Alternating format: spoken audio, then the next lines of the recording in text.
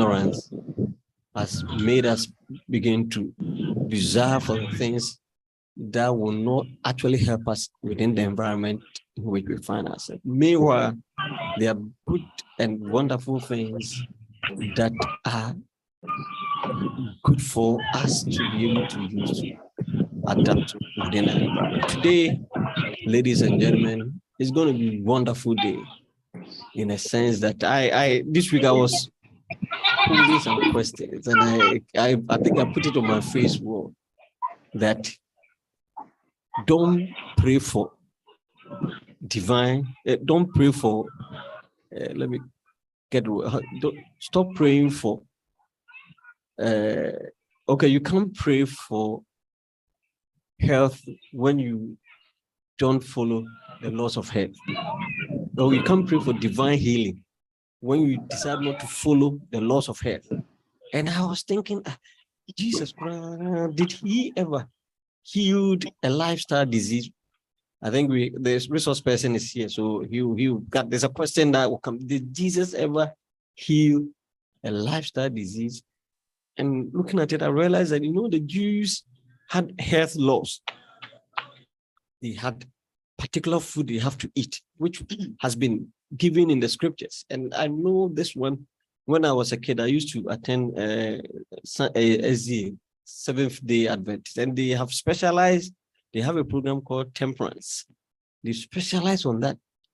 And they teach them health certainty. But we, the Pentecostals, the truth is that sometimes you are eating poison, but you are telling yourself you are doing it by faith. Many people have found themselves in the wrong side of their health. We are using faith sometimes wrongly. And I think that let's use Daniel as a test case. In the kingdom of Nebuchadnezzar and his friend, they decided not to eat certain things, and it helped them. This evening, I'm happy to introduce you to the speaker, who happens to be one of my mentees. True of us, yeah, sure. We have our dear Elder Dr. Edmond Atta, who God has been using tremendously. He runs a program on Pentecost, Pen TV, a kitchen, a pharmacy. And I realized that as kingdom people, we need to educate our members. And let me read a bit of his profile. Dr. Edmond Atta is a survivor of 3-stage head and neck cancer for 18 years. He has survived this cancer for 18 years. He's a CEO of Balm of Gilead Clinic and Industrial Cancer Foundation. He's a food scientist and technologist. He's a nutritionist and dietitian, clinical counselor and cancer advocate at Confanoche Oncology. That's the cancer unit, Confanoche. In fact, he is an agronomist, crop and soil science scientist. And I did mention that he's married and he's an elder of the church. And he is going to have the floor to tell us certain things. Elder, welcome to Kingdom Economic Forum. And today we want to discuss what are the health or economic, not health, economic. This is Kingdom Economic Forum. So we want to know the economic benefit of making your kitchen your pharmacy. I think before you come in, there are certain quotations that came up. I think we were discussing it. Let me read some of them. Somebody said, if you think organic food is expensive, have you priced cancer lately? Somebody said, what a real pharmacy should look like, and he's showing vegetables and the like. Pay the farmer now or pay farmer later. In this sense, pay the crop farmer now or you pay the pharmacist later. And this is what real food. Okay, all right. So, Prof, no, okay, that's okay. That's. I think that's it for now. We want to hand over the floor to our brother to take over, please. Hello. Okay. Hello. Great. I just want to thank God for such an opportunity that my astute daddy has given to me. Coming that far to be part of the Kingdom Economic Forum. Yes, in fact, I'm so humbled and so honored this evening. He has already introduced me, but the area that interests me is being a cancer survivor for the past 18 years. It wasn't any ordinary cancer.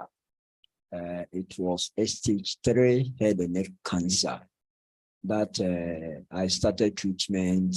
That was 2004, 2005 to 2006 at Confanochi Oncology Unit. Dr. Bafo and then Professor Oparesen, and then our father, who is now currently the HOD, Dr. Sebo Nsu, together with other oncologists, handled me. And I thank God for how I have survived and how after the survivor, I have become a life-changing element in the life of individuals, both in Ghana and across the world. I'm so happy for that. And I want to thank God for the life of my father, Dada Ebenezer, a champion. He started it long time. I remember back at 2014, yes, 2014. Which means that God has used him as very important instrument in my life, and I bless him, and then I also thank Daddy for that. Tonight, as he has already said, we are going to look at the benefit of the economic benefit of how our kitchen can become our pharmacy, or the economic benefit of making our kitchen our pharmacy. I am so happy and so happy to the extent that it falls within the areas that I have studied. I earlier on did agronomy at University for Development Studies, where after school I had an opportunity to work with Soil Research Institute at Kwadaso, and then also worked with Crop Research Institute at Fomaswa, whereby we did a lot of research work for the German government and then other government, even going ahead to give us scholarship to continue agronomy. But I did a little bit diversion, whereby I was even insulted for diverting from there. But God in his own wisdom was building me. So it wasn't a mistake. If you want to make our kitchen our pharmacy, it should be a holistic. It should be a holistic in such a way that the one at the village will benefit from it. That is where the economy comes in. It shouldn't be like the people only at the village are taking the natural foods in terms of the organic foods, and then whereby we, those in the urban communities, taking the chemical-based produce. When it's happening that way, food security is not well defined, because those in the urban, because of the population, most of the time, a lot of people are trying to come out with a lot of foods into the market. But we have to assess the food in terms of so many protocols. And that is what we are going to look at. But before we start, I will humbly read that we go through the Bible. We go through the Bible. According to Genesis chapter 1, verse 27 to 29, the Bible tells us that God created man in his own image, male and female. And then when it comes to 22, God blessed them and said, be fruitful and multiply. Fill the earth, subdue it, and take dominion over every living creature. And what interests me is the 29.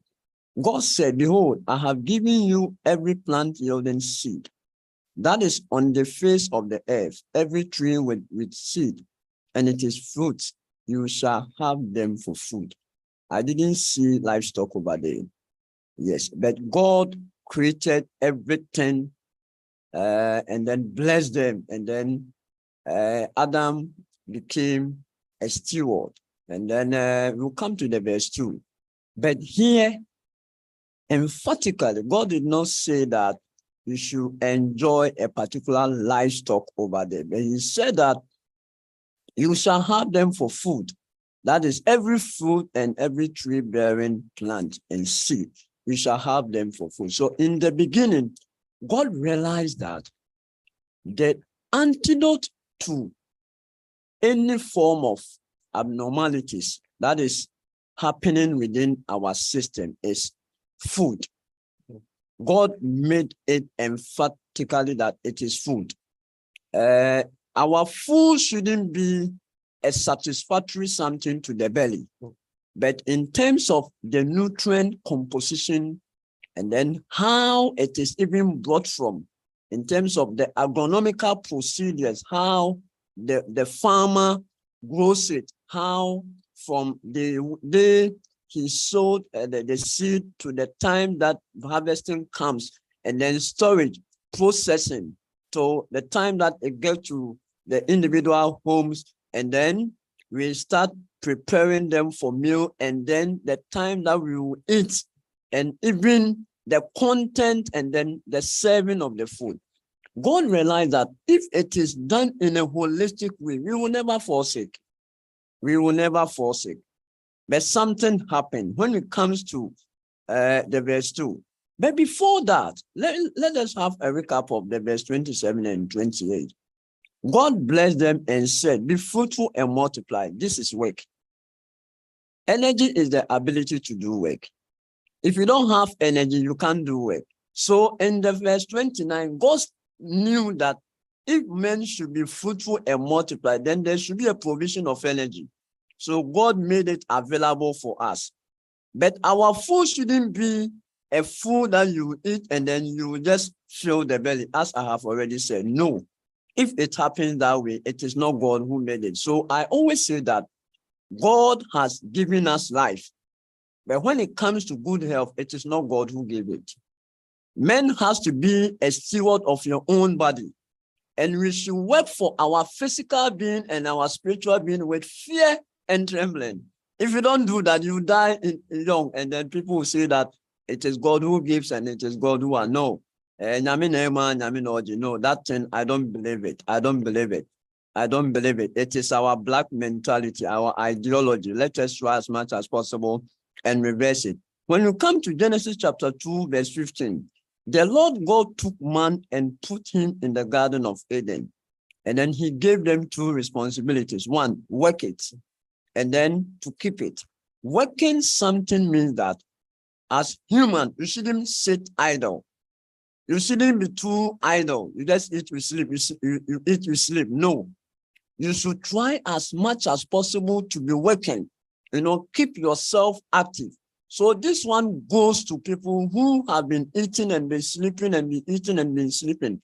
If you don't balance the equation, a time is coming whereby your pharmacy will become your kitchen, whereby you'll be taking a lot of drugs to reverse the worst situation to good. But meanwhile, it is too late.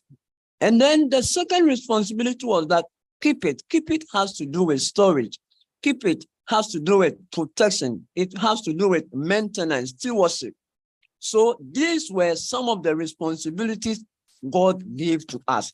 And then there was a command. God told Adam emphatically that you are free to eat from any tree in the garden.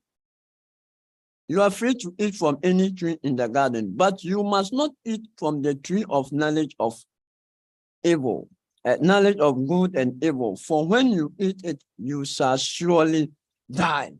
That is where the issue started from. Man disobeyed God. And then when the disobedience started coming, there was a consequence following the disobedience. And that is where sickness, Yahweh started say, Eba. So initially, there wasn't what do you call it, disease. And in the Bible, from Matthew to Revelation, I haven't seen any lifestyle disease that Jesus Christ healed. No, I didn't. Leprosy is a contagious infection. When you talk of blind person, when you talk of someone who is lame, they are not lifestyle disease. It was something that leads to that. But unfortunately, we have become so, what do you call it? How should I put it? So serious about praying into lifestyle disease. No, medicine cannot reverse lifestyle disease. The only thing that can reverse lifestyle disease is your mind.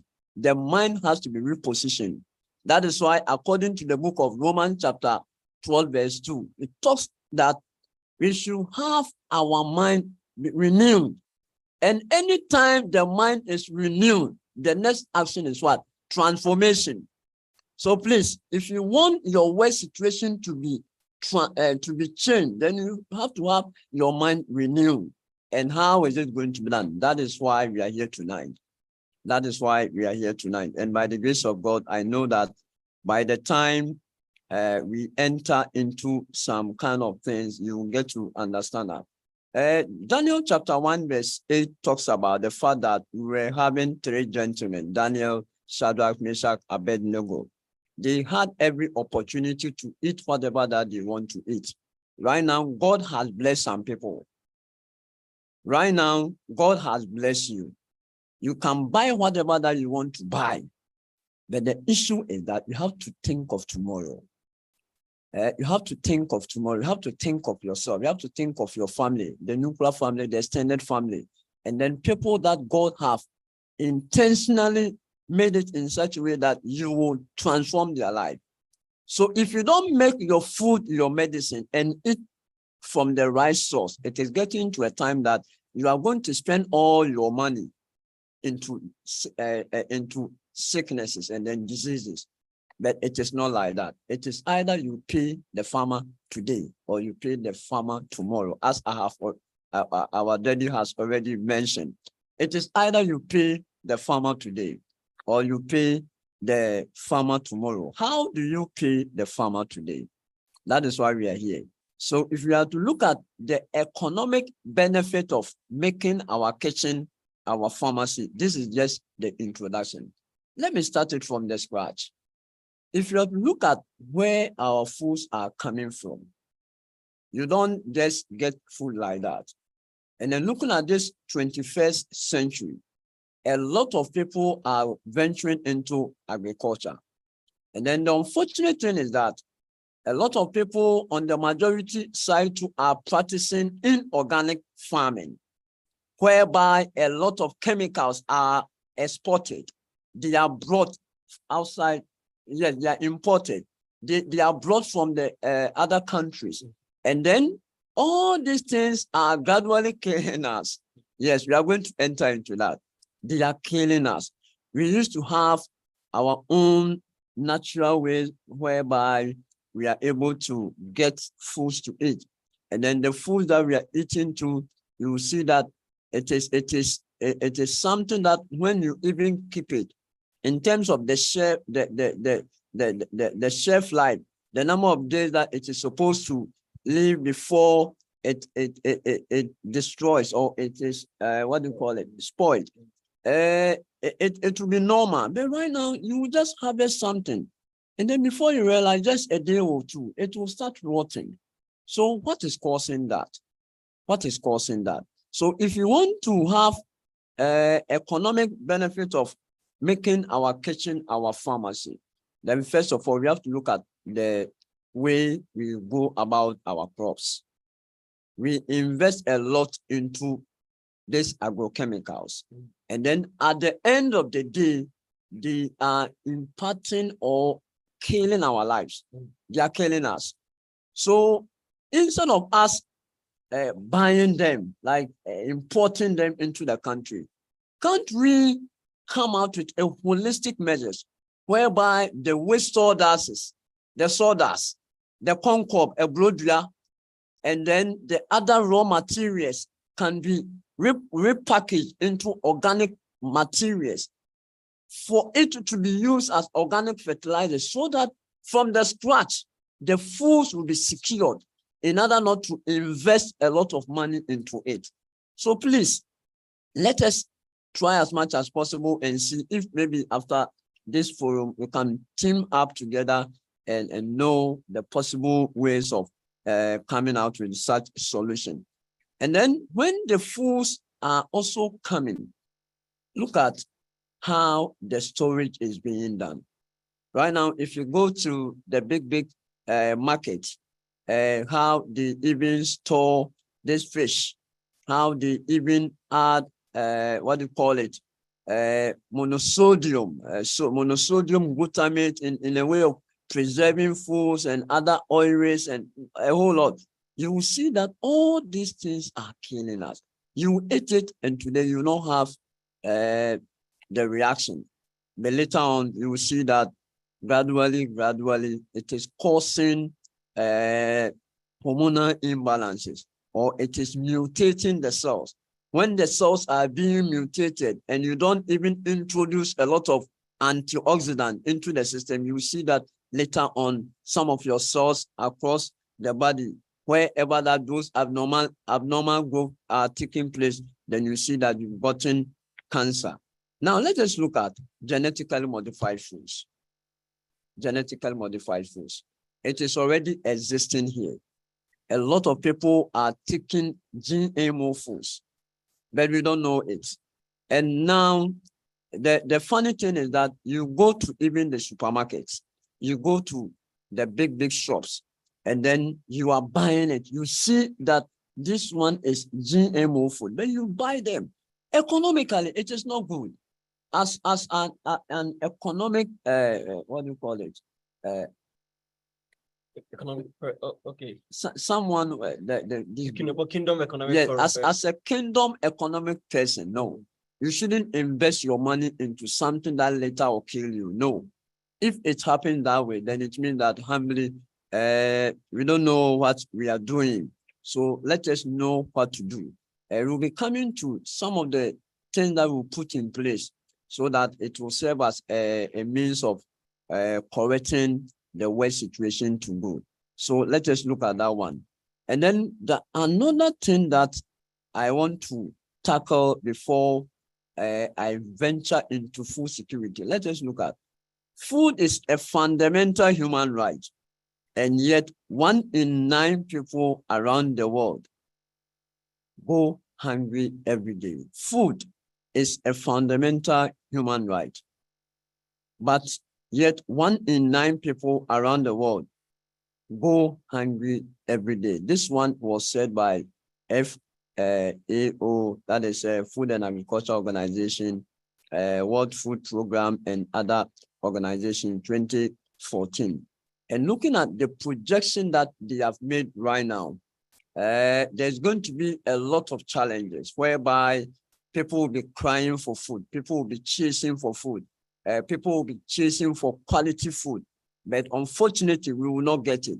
But if individuals, we are trying to establish our own holistic medium, whereby the sources that we are getting our foods from, how it is prepared individual, and even the time that we eat, and then the preparational protocols are holistic, then I tell you that you will not even channel money into health in terms of the managerial way, but you do a preventive one. And when you're doing the preventive one, your health becomes your wealth.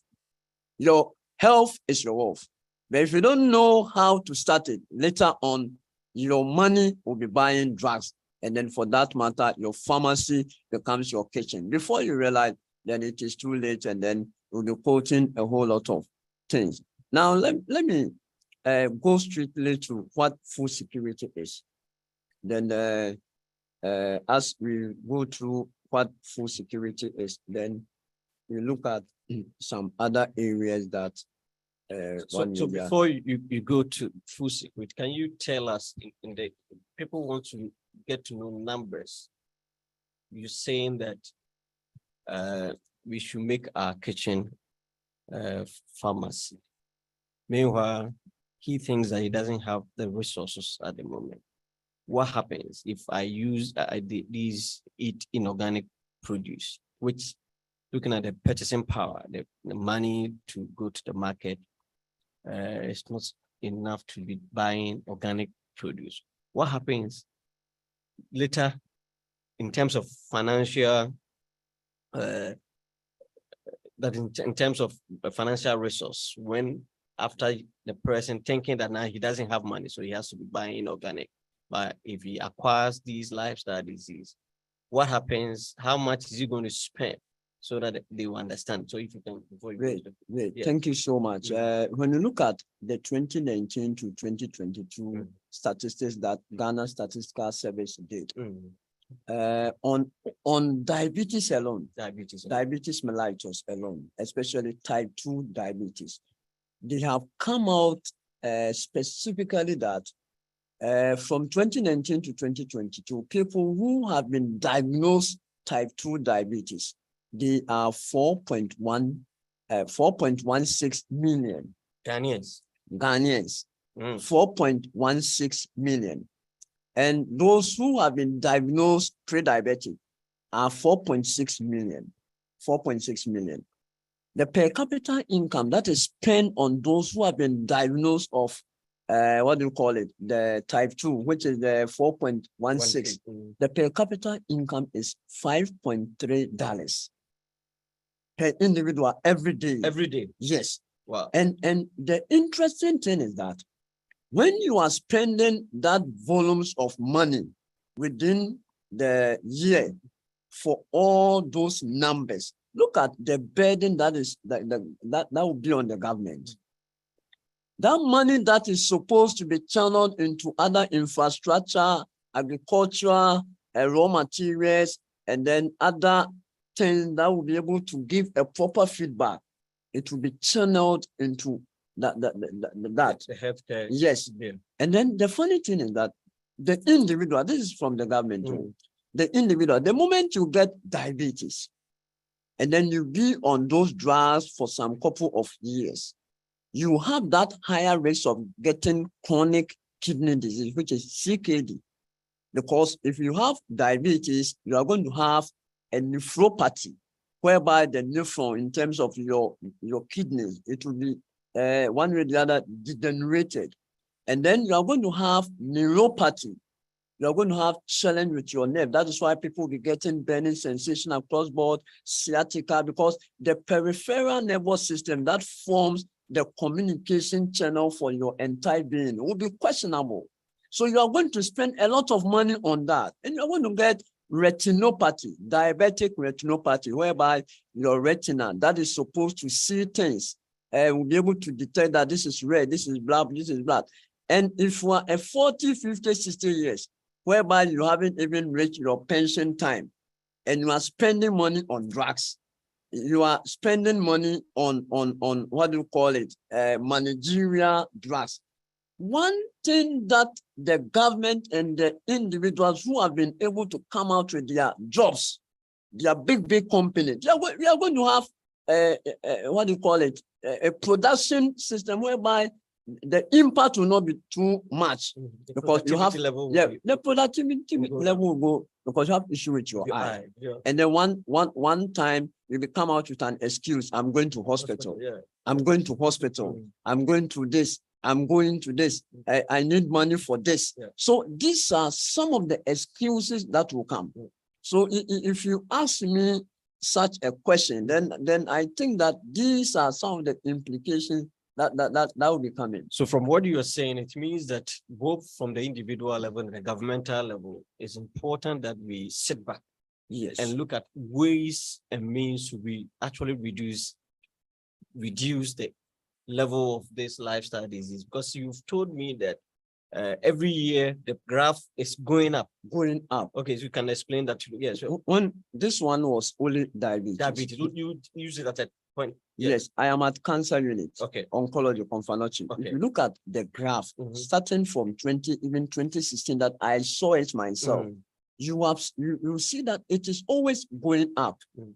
It is always accelerating. Mm. So looking at people who cannot afford chemotherapy, who cannot afford radiotherapy, and then even if they can afford the chemo and the radiotherapy, it is like having a bulldozer in front of a building, and then you have destroyed it.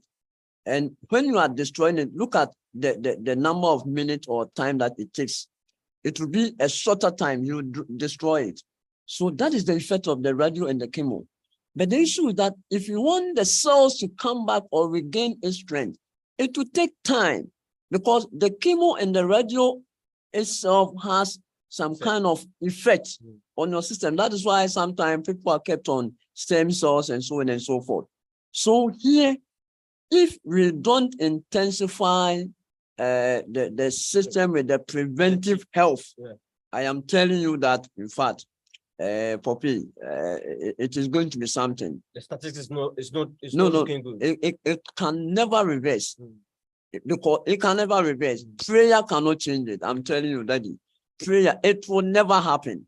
Prayer cannot change it, because one, the lifestyle that we are in right now, we are not prepared to change. Yes, we are not prepared to So change. garbage in, Yes, garbage out. out. So technically, it's not underestimating the power of prayer. But you see, when you lack knowledge about what is causing the experience, and you keep come and pray, instead of changing the source, Yes, you go back. It's like dog going back to his vomit, and it create the impression that prayer couldn't change. You get a point. Yes. So the issue is that, and what we are trying to do at the moment is trying to let us educate us to know we should target the root cause, and the root cause is your kitchen. Your kitchen. You brought something that I think coming from the Ministry of Food and Agriculture is something. I used to work there, so it's something that we need to, as maybe policy makers, should begin to think of it. Previously, years ago, organic fertilizer was expensive. So therefore, inorganic fertilizer was attractive to farmers years ago, maybe 15, 20 years ago.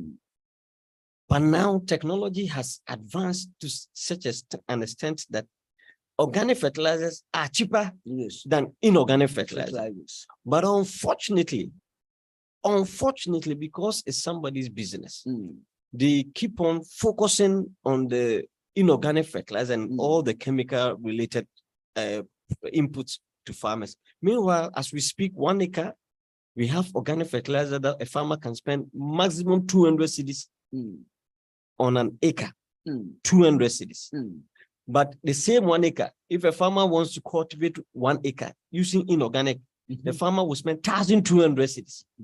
So in terms of in terms of cost, it is cheaper. But the challenge with farmers is that they want quick, instant result. Yes. When they apply the inorganic fertilizer, they see the result. They see it. They don't care about the final user. No. They see the result.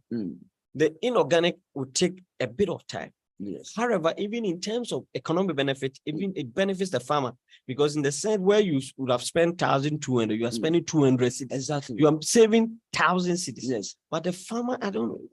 And agronomically, the more you also inject the inorganic fertilizer into the soil, the macronutrients and the micronutrients, in fact, will be altered. In fact, as we speak now, the soil science, maybe because you've worked there, we have that information. Most of our lands are degraded. Yes. When it comes to because we've been using a lot of inorganic fertilizer. Exactly. All right. Sure. And what saddens my heart is that every year we have flooding issues because we have applied inorganic fertilizers in such a way that the soil bulk density, there's something called bulk density. Bulk density has to do with the compatibility of the soil. Sure. It has become too hard. So when it rains, instead of the soil to be too porous for the infiltration process to take place, it is not going to happen that way. So the drainage system in our communities and in our urban areas too has become questionable. And thereby you see that flooding is going on. Every year it will increase. Prayer will not change it. Because if we don't reverse our mind from going back to the inorganic, when you even practice the organic system of farming, what happens is that it makes food security well defined. Because there will be food security, there is something called availability, accessibility, and utilization, or how it is being utilized, and there's sustainability. The sustainable one has to do with you have it today, tomorrow, like whereby it will be a continuous something in terms of value addition, in terms of marketing, in terms of everything. But if we destroy it from the onset, it will not get to the Z. If A is destroyed, it will not get to Z. So what saddens me is that let us try as much as possible and then spend a quality time for us ourselves. If God has blessed us and we are building our homes, we are building our houses, let us have a portion whereby we can have our own small gardens, small farms, so that if you have your own small backyard farm or your small something, what do you call it, garden, you can get it from there. So you just pick it here economically, like instead of you going to the store or what do you call it, the market to buy it, you will not go there. You will just harvest it from your own source. And then in terms of nutritional value, it is more secured because it wasn't contaminated with any kind of chemical. It's a secured something. Because let me add that, you see, the other unfortunate situation had to do with farmers, because the consumer wants to see tomatoes that are looking nice. Vegetable like cabbage and lettuce. They want the green. That's what the consumer is looking for.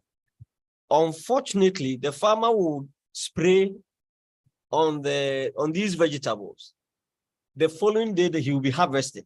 And that is one of the dangers we are faced at the moment on the market. Because you people, like you, when I use the word you, your team, those who are telling us on alternative medicine, you're encouraging us to eat vegetables and I like where you have started. You've gone to the source where is the farm.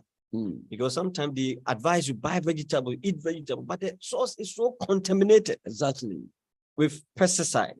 The reason is that most of us are also too much ignorant, because we think that when we go to the supermarket, the tomatoes that are looking so nice, yes, the green vegetable. Somebody told me that when you go to the market and you see cabbage and lettuce looking so green, it's a sign that somebody has used chemical on the product.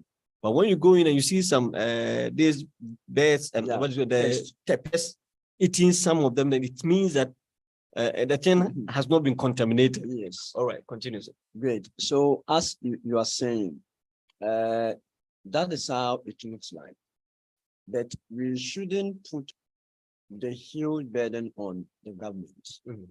Let us start it somewhere. There are some policies that if you are to wait for the government to implement it on the individual's life, your own life, will be at risk. So the way forward is that let's try as much as possible and start having our own small gardens and farms.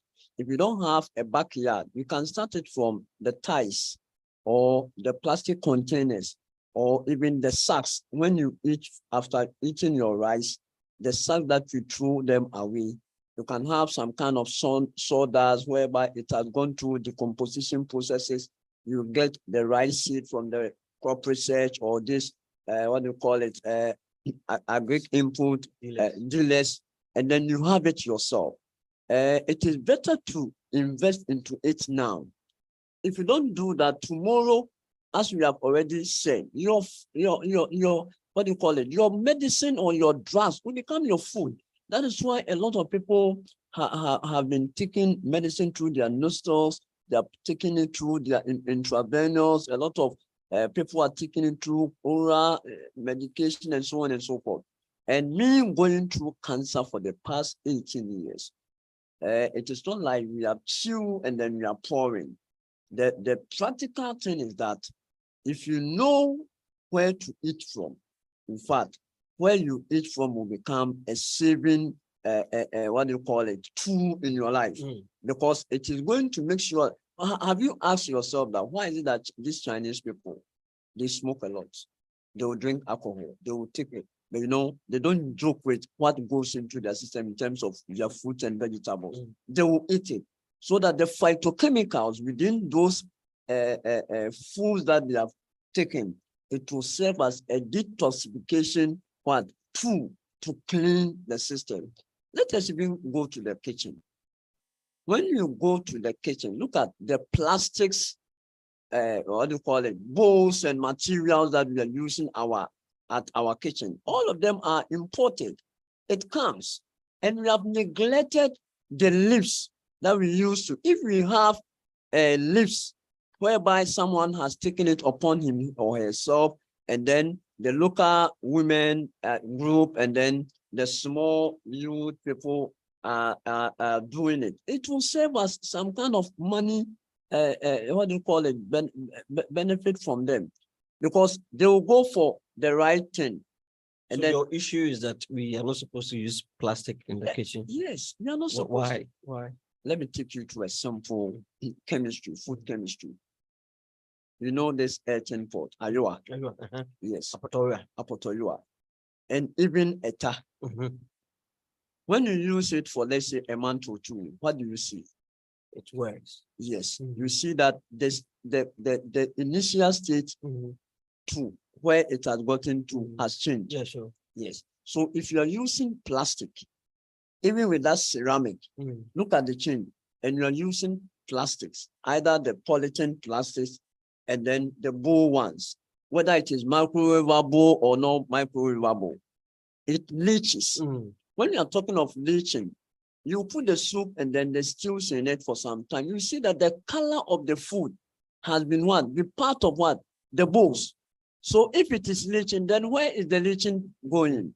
It means that it is going into your system, even with the what do you call the stainless spoon that we've been using. When the initial day, the first day that you bought the spoons, when 1 year or 6 months comes, the color will change. So let us go back. If we start eating in this kind of bowls and this plastic, it is getting to a time that we are going to use a lot of money on drugs. We are going to use it. So we should use the ceramics, which is far better than what? The plastics. If you do that, one way or the other, economically, something will be saved. And then saving money on that element too, your life too will be saved. If your life is saved, you have access to work. But if you don't have that kind of life or the good health, how do you work to impact yourself, your community, and then the nation? This is what you have to do. Wonderful. So if you are joining us, we are discussing making the economic benefit of making your kitchen your pharmacy. And Doug is telling us that if you don't pay the farmer who is working on the field, you later in life you'll be paying the pharmacist or the farmer in that kiosk. But now of late, I think those who are listening to us take critical look at this one. Previously, before you can have a chemical shop, a drug shop, yes, you have to, I think they had a distance to cover. Yes. But now, tell us why. Because now it is, the distance is, they are narrowing the distance.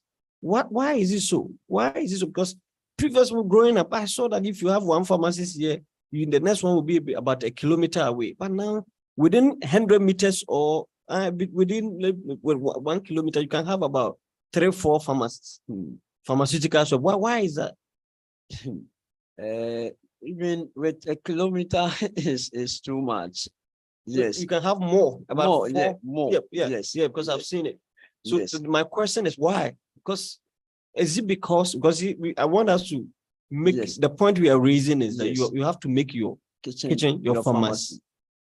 And the economic benefit is that when we our forefathers or growing up, they were not going to the pharmaceutical shop frequently. Yes. So they were making their kitchen their pharmacy. Now we are saying we have Enibiaba, we've gone to school, middle class, and this is happening to us.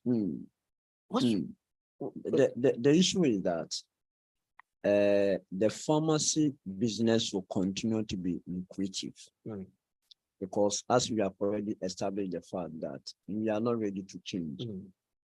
You go to work in time, come back home late, you'll be eating at late, you will be having a buildup of fat deposited into our abdomen, our visceral fat will go high, and then it will give rise to what?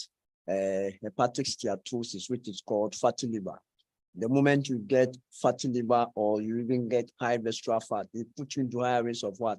Getting type 2 diabetes, which is what? Insulin resistance. Because the insulin, that is a key that is supposed to one way or the other signal the glucose from your bloodstream for the cells to utilize.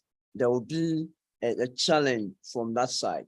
So now, if the pharmaceutical companies, in terms of distances, have been closer together, then it means that it is now open to people. It is lucrative. Everybody is trying to venture into it. And then the sudden thing is that it is a managerial. It is not a reversal. It is not something that you take it and then you put the situation into remission. Before you can even go ahead and put those lifestyle what do you call it, disorders into a remission. It is lifestyle. It wasn't a parasite or bacteria, virus that invaded your system. It was through your lifestyle, through food, because the highest risk factor is obesity. And unfortunately, people are not obese. But because there has been a buildup of a lot of free radicals into their system, there's something called autoimmune. The autoimmune defect is that your immune system that is supposed to protect you is now suppressing you. So you don't have any other thing that you have a lifestyle something, then you don't have any option than to buy them. And then if you're even buying them and then it is from the right so the source, the quality. Yeah, that's another That's another critical issue. Yes. Now the challenge is that because the situation has become so huge, and then unfortunately because of economic hardships, people do not have money to afford the quality one. Yes. So if you even go for the quality one, it will be there and expiry will catch it up. So they will rather go for some of them that has a small element of what? The active ingredient. Then you go for it, you buy it, and then you will not have an effect. Later on, you go for it. Before you realize the negative effect of that drug has even worsened your system than the main purpose of you going to buy the drug. That's serious. Ladies and gentlemen, I think this forum has been created to cause us to begin to rethink.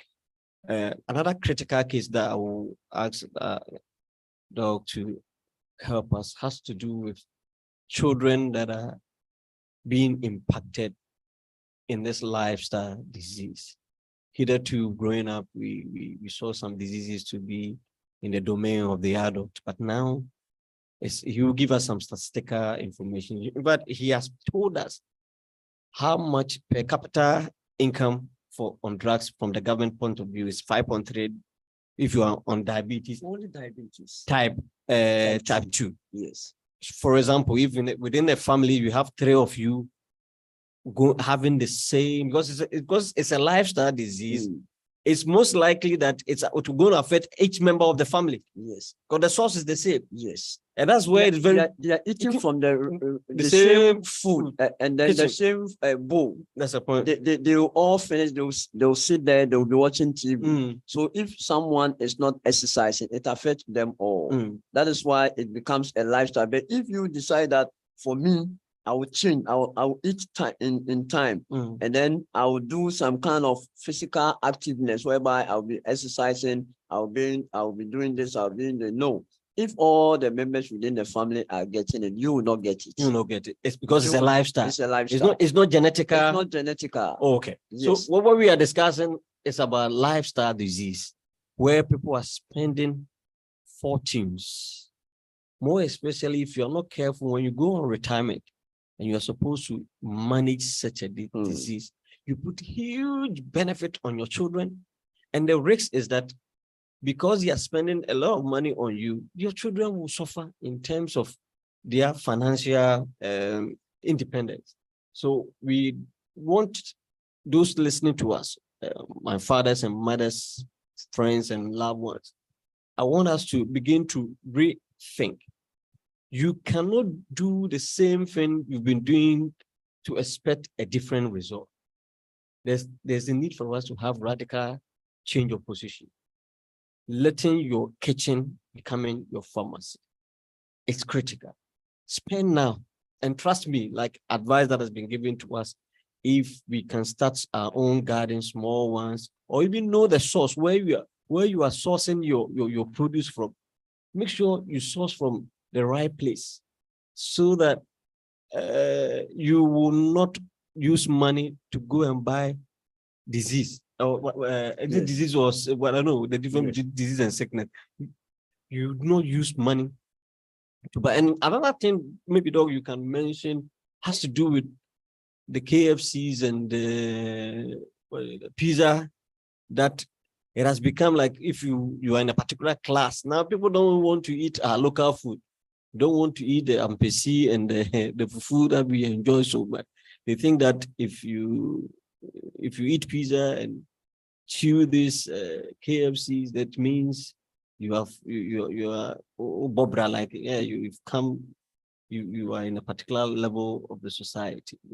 Advice for that, and then I want you to also advise parents on the youth, the children. That's where it worries me. That's where it worries me. So if you can talk about it. Children learn by observation. A lot of children of late are getting type 2 diabetes, which wasn't sure. Okay. If children will get diabetes, then it will be the juvenile one, which is the type 1. Yeah. But of late, 2 years, 3, 5 years, people are getting type 2 diabetes as a result of the foods that our parents or our mothers package for them when when they are going to school. You can let them take noodles, but the issue is that there should be a holistic preparational protocol that will be put in place for the food to be secured in terms of the nutritional values, in terms of the energy in it. So here, if you want to give a food to your child or your ward, you try as much as possible that if you are preparing noodles for, know the source of the the spices. You yourself can use a spice like cinnamon, a spice like turmeric, a spice like the ginger, and then the natural ones yourself like the baobab. Then you try as much as possible to be adding some kind of fish, some egg to it, and then the child will accept it. Let some pictures that shows that people who eat take a lot of carbohydrate, who take a lot of sugary drinks and so on, at the end of the day, they are going to get diabetes, and then they will have their legs cut off and this kind of, also diabetic ulcer. Show those pictures to them. When you show pictures to them that if you don't reduce your drink level, if you don't reduce how you just eat, these are the things that you are going to get. And children see things per observation. When they see it, they will not. But when you just tell them, in fact, they will not take it. They will never accept it. The children will not accept it. So parents, mothers and fathers who are watching us or listening to us, try as much as possible to know the kind of food that you are giving to your children. When you put seed in soil and then you just give a lot of fertilizers on it, it will grow. If you look at our poultry base, you just give them food and then they'll get to a time that they are not able to walk well. the poultry bears will be standing, and then you see that before you realize they are still down. So know the right food to give to your children to be able to have a stronger foundation tomorrow. And then when you come to the other question that you asked, that one was the second one that you asked. Yeah, thank you. Excuse me.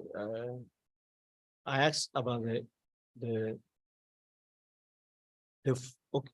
You okay? I'll Yes. come back. You Yes. Okay, So when you are to look at the children, that is their aspect.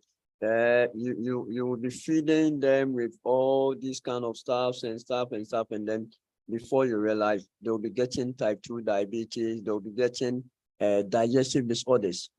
Now children are getting digestive disorder like hemorrhoid, hemorrhoid, like the thrombus one, the external one and the internal one, whereby they will, after they have visited private, they will be having a bloody stool. And then when it is happening that way, you will see that the child will be anemic. And anemia is not good. It's not good. So let us have the right food to give to our children. And when you do that, instead of we having a recorded cases, higher recorded cases of what? Children cancer or child cancer, it will reduce. And now the way that record is going high, child cancer. When you go to Kumasi South, that is what do you call it? Kumasi South is Atunsu Hospital, and then you look at the cancer cases that now it is coming. In fact, Daddy, it will shock you. It will shock you. So please, the noodles that we prepare for the children, the food that we prepare for them, let us know the quantity, where it is coming from. And then, Poppy, not everyone will be able to venture into the organic farming. Know the source of where you buy your food. And then the next thing is that you should have external detox. okay. The external detoxification is whereby the vinegar, the petrolite, petrolite, you dissolve it in water, you soak it in it, and then it will be able to detoxify the food. When it comes to food detoxification, it is not salt water or hot water. No, salt water and hot water does not have any impact on chemicals. They will just depopulate the pathogens, the microorganisms in terms of numbers. But when it comes to removal of toxin, it is not like that. You need a detoxifying agent in it. That is where the vinegar and then the patholite come in, so that it will be able to clean the thing outside and then within, when you even soak it for some time. And then God, by the grace of God, when you eat it, because you have already removed a higher percentage of the chemicals from it, the liver will also do it, because the liver is an organ that does that. So please, let us do that. Know where you are buying it from. Then you do your normal external detox by using the patholite and the vinegar. And you can also use charcoal powder, activated charcoal, or the broken pieces or the powder. That is what our mothers used to do it. You just have your fruit, your vegetables, or your food product inside it for within some minutes. And then it will be able to do a detoxification, what do you call it? Something for you. And then after that, you can go ahead and then you use it for the food preparation. So I think that. So before you go on, the other question, in fact, you've mentioned the lifestyle disease in passing. Maybe you can give a list of the lifestyle disease we are talking about. You've mentioned type 2 diabetes, cancer in past, but maybe go ahead and let us know. So when you are talking of this lifestyle disease, you can talk of diabetes mellitus, which is the type 1, the type 2, the gestational one, the pre-diabetic, there are another diabetes. We can also talk of hypertension, which is high blood pressure. We can talk of stroke, which is stroke is severe cardiovascular accident that normally happens. Is something that is also going on. And then we can also talk on cancer. Cancer of late is it has become something that it is going on. Men are getting prostate cancer. People are getting what do you call it, liver cancers and then colon cancers. People have been treating a lot of ulcer as what do you call it, duodenal ulcer in terms of the small intestine ulcer. And then the funny thing is that all the foods that we eat after it has gone through the motility process, through the what do you call it, the digestive processes, it will end up at the anus and then through the rectum and then what do you call it, through the large intestine, the rectum and the anus, then it comes out. And the anus, the rectum and the anus are the last but one and then final pieces. But before that, we see that all those contaminants have built up at the large intestine, which is what? The colon. And then people begin to get that. People are getting a lot of respiratory challenges, and they are all what do you call it, lifestyle diseases. So please, if you are watching us and then talking from the horse's own mouth, it is not easy. In fact, I went through a lot of treatment protocols for the cancer, doing about 16 cycles of what do you call it, chemotherapy, then doing radiotherapy from October to January 1st. It wasn't easy for me. That is why when you look at my jars, you see that Ahana Kakumukaka.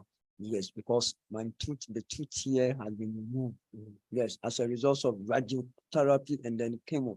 I had Go ahead. Yes, Yeah. because of the chemo that I went through. So someone will see and says, yes, but it is as a result of the treatment that I went through. So please, this is a practical something that we have shared with you. It goes beyond what we have said. But in the summary way, this is what we can say. So if you start to add faithfulness to your lifestyle, diligence to your lifestyle, consistency that is bounded with commitment, I am telling you that you will enjoy the economic benefit of what? Making your kitchen your pharmacy. If you don't do that, I'm telling you, you will pay the farmer tomorrow, whereby your medicine becomes your food. Thank you very much. If you are joining us, we are on the studio with Dr. Edmond Atta, who has been helping people a lot. He's a CEO of Balm of Gilead and then Endaso Cancer Foundation. He is a survivor cancer patient for the past 18 years. So he's sharing, and that is what is moving him to have a lot of lectures around the globe. He wants to share what has helped him to overcome. And if you are listening to us, the opportunity is that today we have been able to let you know what you eat is what is making you look the way you look. So if you want to be critical and revise your notes, trust me, it will be better off. He has made us aware of the economic implication at the moment as we speak. He just used diabetes stage 2, that's about 4.1 million Ghanaians. Out of a population of over 33 million, we have more than 10% of Ghanaians have stage 2 diabetes. And they spend, if these people are on, I don't know, diabetes is on NHIS or NHI, well, I'm not too sure. If they are on, it is on it. It is on it. It is on it. And then with the drugs, you know, there are grace. They are great. So the issue is that very soon, if you are not careful, and this number keeps on growing, the NHIS will not be sustainable very soon. Apart from, and he's telling us the drugs are on grace. So I'm not too sure they will give you the most expensive one that will be able to help you to manage properly. In fact, he's told us that when you are taking in the drugs, you are managing it, but it depends on the financial capacity, whether your management level will be high or low, because you end up buying, if you don't have the financial resource you end up buying roadside drugs that will come and complicate issues. Yes. But there's an opportunity to reverse this condition by trying to relook at your kitchen, find out what you eat, the processes, the protocols, make sure you look at it. We're going to give people some opportunity. Doug, we have some questions here that I think we will from is a rather Peter. It says critical subject from all front. There's a huge business in the value chain of organic food. People are willing and ready to pay extra for such food. The question is, I'm listening to you from Kigali. How do you advise those of us who travel and do not have too much control of what the restaurant serve? How do you advise? Thank you so much. I'll use myself as a case study. Anytime I am invited to travel outside the country or within even Ghana here from Kumasi to Accra, Thursday, blah, blah, blah, I go come. I bring my food from the house. I am going to advocate for Pack Your Life campaign. Pack Your Life campaign. You know, the food that you are eating is your life. Yeah. Where it is coming from, how it is prepared. In fact, you don't know it. You don't know it. You don't know the kind of life that is in it. So if you want to secure your life, enjoy your life, then pack your life. So it is telling us that you have to have what do you call it? A mobile bag, whereby your stews, your soup would be inside. If someone cooks rice, yam, plantain, the person will not put spices in it. Hey, dog, now they have been told the challenge is too much, especially the yam, the one that fried one. Yes. Oh, okay. I mean, the cooked one. There's no way someone will cook rice and that is plain rice and then add. No, that one they have a special rice on like that. Okay, I get you. But if you have your own stew, whether the contour stew, the spinach one, the cabbage, the normal tomato stew, the soup. In fact, so the advice is that whenever that you are traveling with what do you call it, an official duty, let them know that this and ABCD is what you eat. I have a big minister of the gospel in Ghana. Wherever that he travels outside, his food, he don't joke with it. He will make an arrangement with that before they agree, before he travels. And anytime I am traveling from Kumasi to Accra here for a program within 5 days or 7 days, my food is packed. I have packed my life as a cancer survivor. If grace have saved me, I have to stamp the grace with wisdom. I have to merge wisdom with grace 100%, 100%. I shouldn't just say that, yes, no. Dog, some of them, you know, the sad thing is that he knows he's eating poison. And he said he's praying over. And that is where we miss some of these things. And people have died out of some of these great men of God. I'm telling you, they could have impacted lives, transformed lives. So Pack Your Life campaign. Yes, make sure, irrespective of the program you are going, please make sure you do so. We have some other questions here. It's becoming interesting. Brother Abdul is saying the child obesity is on ascendancy in our part of the world. Lifestyle patterns from parents transcending down to children. Interesting. It's an integral contributing factor. His question is, I agree to the fact that safety begins with the individual. However, what role does the regulatory bodies have to play in ensuring that food quality is adhered to? As an ordinary person who isn't privy to the consequences of these chemicals on our general health,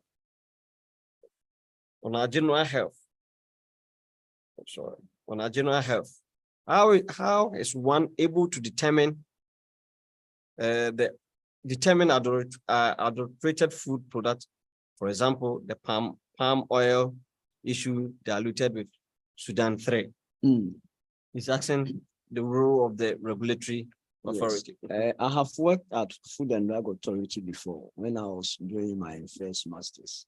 I had an opportunity to work there, and in fact, they are working tirelessly, seriously. They are working effectively. But, the work is huge. So it is not every place that they can. Recently, I give I salute Kumasi FDA director. They went ahead to they went to the marketplaces. People that they were putting chemicals on Kobe, smoke, what is salted fish, and then other stuff that the market women were selling. They were arresting them. In fact, they were arresting them. When it comes to this issue with what do you call it? The right sources of food. The extension or the agency, the extension officers from the Agric Ministry will educate the farmers, do A, B, C, D. But do you know something? The buyers will go there and influence them and give them their own, what do you call it, chemicals. This is what will be able to make the food or the product nice. This is what will be able to prevent pests from what? Invading into it. So you being the final consumer, they don't care. But the bodies have also been educating. They don't take it. That is why the safest thing is that you try as much as possible to establish your small something. By God's grace, if God is blessing you, don't use the backyard or what do you call it? The whole into flowers and car parks. We can do that. And then for the children, the question was also linked to the children. Yeah, he was saying the obesity. Yes. Parents of late, our children will go to school at dawn. In fact, don't. Because if you don't do that because of traffic, you'll be late at work. Look at the time that the children will sleep. The children sleep within a small period of time. And then when it comes to obesity and then this kind of overweight, it is not about the food alone. No. Stress is a contributing factor to that. Women have more fatty tissues. We the men, we have muscle. But the moment either children who are women, who are girls, and then our mothers who are women, go through a lot of stressful activity, there are stress hormone called cortisol elevate. It gives room for the liver to release a lot of triglycerides, saturated fats, LDL cholesterol, which is bad cholesterol, and all these things. In addition to the foods that we are eating, even if it is fat-free foods, and then we enjoy what do you call it, fufu, bam. We enjoy noodles, bam. We enjoy all these things, carbohydrate foods. It will make your calories elevated. And then the moment you have this excess calories build up, some of them are turning to what? Fat. And then you become obese. Obesity will put you into high risk of what? Getting all this. And the funny thing is that the children after school will be playing computer games. No exercise like football, blah, blah, blah, blah. They don't do it. As compared to the olden time, it has changed.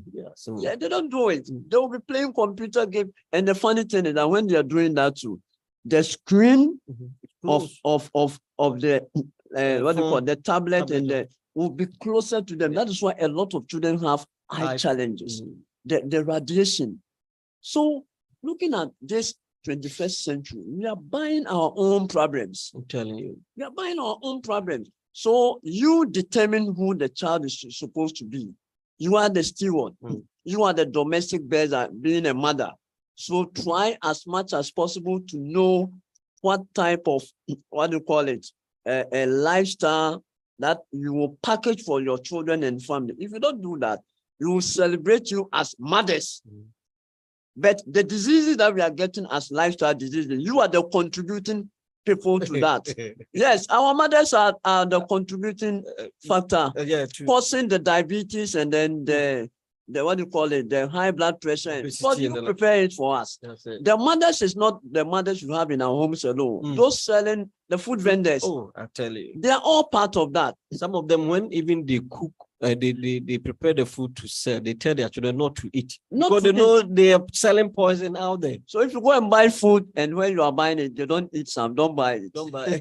I'm telling you, it's the next question. I think I have one contributor, my good friend, my boss says, this is a wonderful presentation. The bottom line is that we should go back to our roots and eat African food, the African way. Lifestyle diseases, until recently, was alien to us in Africa. We should go back to our roots. This is a good advice. Thank you, Lawyer. Somebody say, the fried yams, they sugarize it to make it sweet to taste here in Accra. They sugarize it. They sugarize it to make it, yeah. Thank you. Wow. And then there's another question. Where can we get, put it on the screen for me. Where can we get quality seeds? Because I once learned some of the seeds are also genetically modified. Are there any basic home farming educational material that can be shared? Prosper, thank you. Yeah, for now, trust me, in the agri space, the government has not approved GMO seeds on our farms at the moment. But what Doug was saying is that those who go to the supermarket, they finish the processed food. They indicate that this GMO. And the interesting thing is that the GMO seems to be cheaper than the normal ones. So the poor will continue. God forgive us. I'm not bad. The poor, the poor man will always take poor decisions. You were mentioning about even the children in terms of stress. When it comes to decision making, we want to live to please others. You are staying in Hacho. We have good schools around, and you decide to take your child to school to a particular place where, at the end of the day, you are stressing the child. We need to, when we want to take decisions, we should sit back and analyze the pros and cons of decisions we are making. It's very important that we do that, so that we are, because if we are not careful, we are jeopardizing the next generation. Trust me. It's going to be difficult. We are jeopardizing the next generation. Somebody says that fortunately, the best and good natural foods for our body are less expensive. Our contemporary plus Kita school boys are not expensive at all. They are not expensive at all. So please, let's go back to our roots. Let us eat. And when I was starting, I mentioned that the environment where God has placed us, we need to explore the environment. There's so many good things. God did not make mistake for us to have certain crops and vegetables that even come within a particular season. Yes. You will never know why God will make sure that, okay, orange will be in abundance at this point in time, mango come this, pineapple, you never know. We need to pattern our lives along this natural production cycle. Yes. And trust me, you know, the Creator, God, is so good manufacturer. He knows what we need for us to be able to live and have a fulfilled life. Doc, is there any other concluding remark? We will be closing the next 5 minutes. If you have any question. Okay, okay. I once bought a fried yam.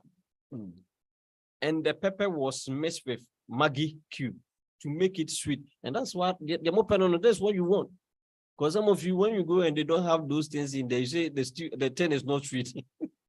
When I saw the thing, I was thinking it is onion until I chew it.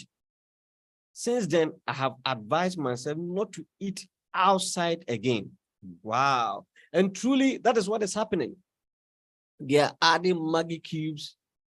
I don't know whether it's, yeah, they are adding those things in our food.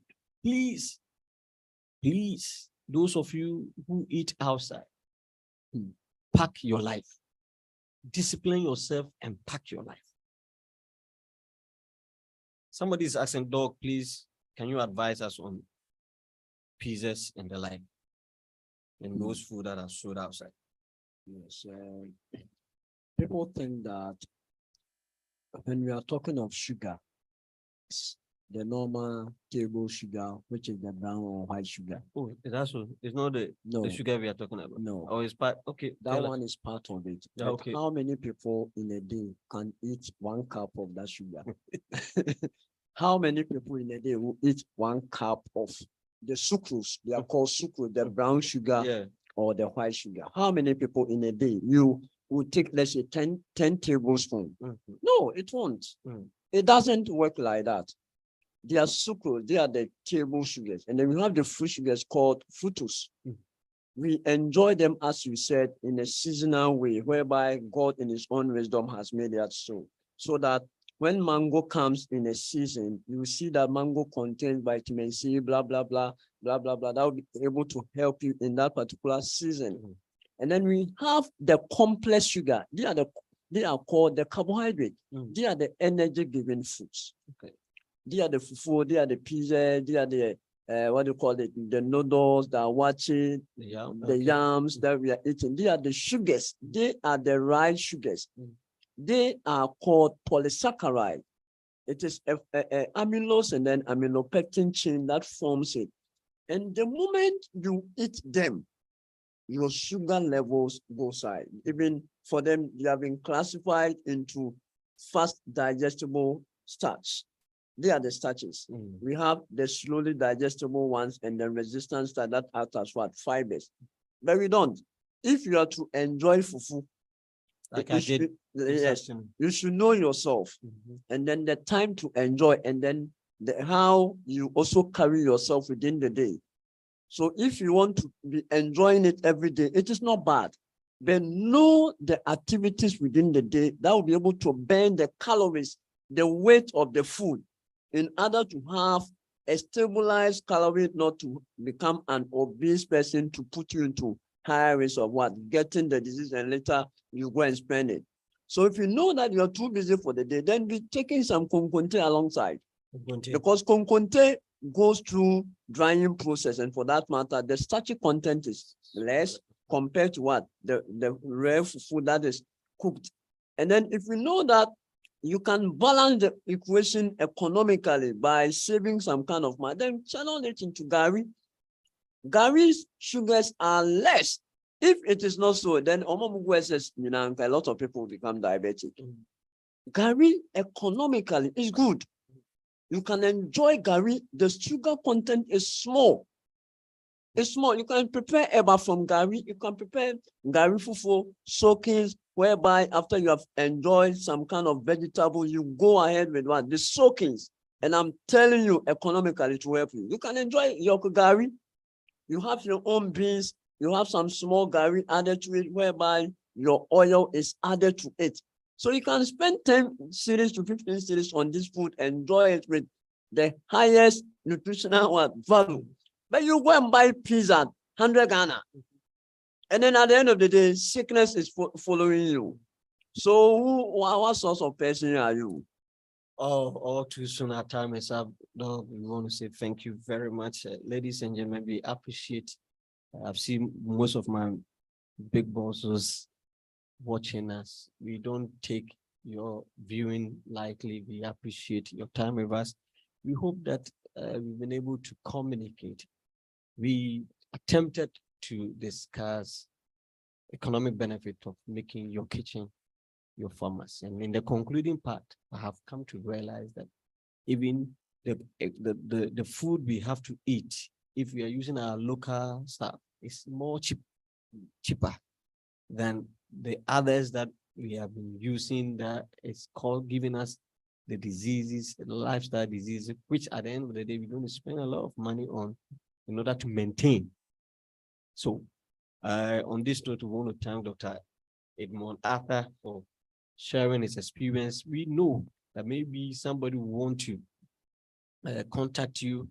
If you can give us your number so that we share if anybody wants to. He has his clinic, one at West Legon and the other one in Kumasi, Tech, around Tech, that by the grace of God, a lot of people are visiting him and he's giving them the remedy, what we call it, protocol, some of the food that they, looking at your condition, he will be able to help you, give you the right kind of food that you can be on to help you to correct any challenge you are having.